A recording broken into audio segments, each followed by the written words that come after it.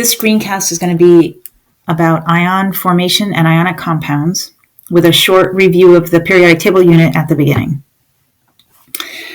This table shows you the metals on the left in pink, the nonmetals on the right in pink, and the metalloids in the middle in that beige color. And hydrogen is the only mistake here. It should be in pink. Hydrogen is a nonmetal, not a metal in blue. Remember, metals tend to have very low ionization energy and low electronegativity, and also small numbers of valence electrons. The nonmetals on the right of the periodic table tend to have very high ionization energy, high electronegativity, and larger numbers of valence electrons. The octet rule is what governs all of the chemical reactions that elements undergo, and it says that elements will tend to gain, lose, or share electrons in order to achieve a full outer shell. So for this unit, a full outer shell refers to the S2P6 configuration, which is the same configuration as noble gases, which is very stable. This image shows you one way of representing the valence electrons that we're going to start using. It shows only the valence electrons as a dot or dots around the symbol of the element. The symbol represents all of the shielding electrons and the nucleus of the atom. When you make the electron dot diagram, the dots go around each side of the symbol, one at a time, until you get to 4, and then they start to pair up. So nitrogen would be the first electron dot diagram with a pair of electrons around it.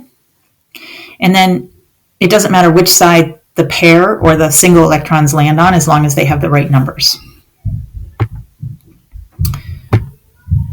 So positive ions are cations. That's another word for a positive ion. Think of the letter T in the word cation as a positive sign, and that might help you remember that cations are positive.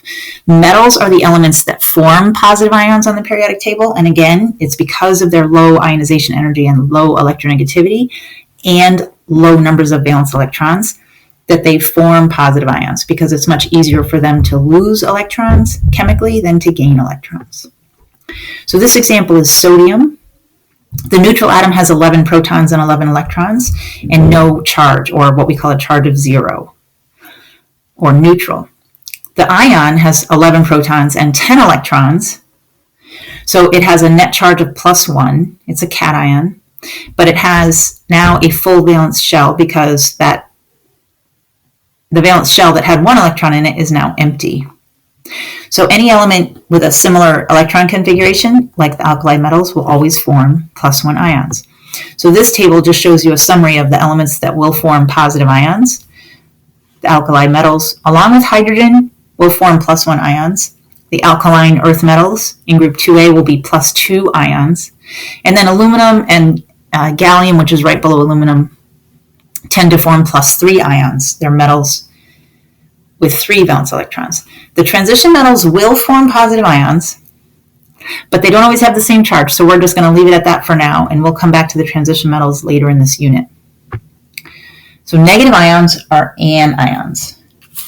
And I like to think of anions as a negative ion. I see the underlined letters in pink spell the word anion. So if you think of it that way, that might help you remember that anions are negative. Nonmetals are the elements that form negative ions on the periodic table. Nonmetals, negative. There's some alliteration there. Hopefully that'll help you remember that as well. And they form negative ions because of their periodic properties, right? They have very high electronegativity, very high ionization energy, and they also tend to have larger numbers of valence electrons. They have 5, 6, or 7 valence electrons, so it's much easier for them to gain 3, 2, or 1 electrons to fill up their outer shells. So this is chlorine, is a halogen. It's in group 7A on the periodic table, and it has 7 valence electrons. So chlorine will form a chloride ion by gaining 1 electron from another element. Once it gains that electron, it goes from being neutral, or having 17 protons and 17 electrons, to having 17 protons and 18 electrons. So the 1 extra electron gives it a charge of -1. And just like chlorine, all the halogens on the periodic table will form -1 ions. Hydrogen also does form -1 ions, but rarely. But that's why it's sitting atop the group in 7A. The elements in group 6A will tend to form negative 2 ions, and the elements in group 5A will tend to form negative 3 ions. That is only true for the nonmetals in those groups. So you'll see the elements that are going to be forming negative ions, they're in pink on this chart.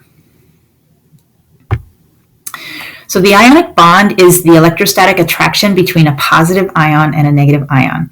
Remember, opposite charges attract.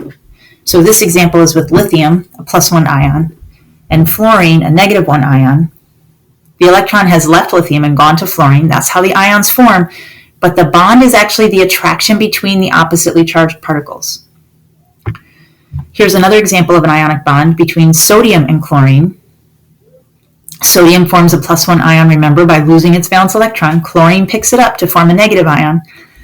The attraction between the sodium ion and the chloride ion is the ionic bond. It's a super strong attraction, and it's caused by a difference in electronegativity, which we've talked about before. So you'll see how the halogens, oxygen, sulfur, nitrogen, all in red, have pretty high electronegativities. They will grab the electrons from the metals, which are in gray on this table, and they all have low electronegativities. There are a few metals in the middle bottom of the transition metal part of the table that are called noble metals, and they tend to have higher electronegativities. They also tend to be very non-reactive because they don't want to give up electrons that easily as metals normally do.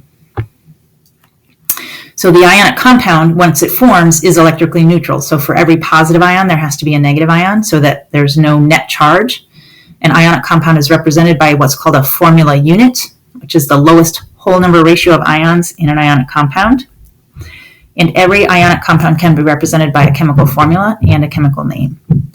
So these are super strong attractions. They're made up of ionic crystals, and every crystal in an ionic compound is attracted to every other crystal. So the compounds have very high melting points, and the solutions tend to conduct electricity. So here are a couple of images of ionic crystals. That's a copper compound. That's sodium chloride.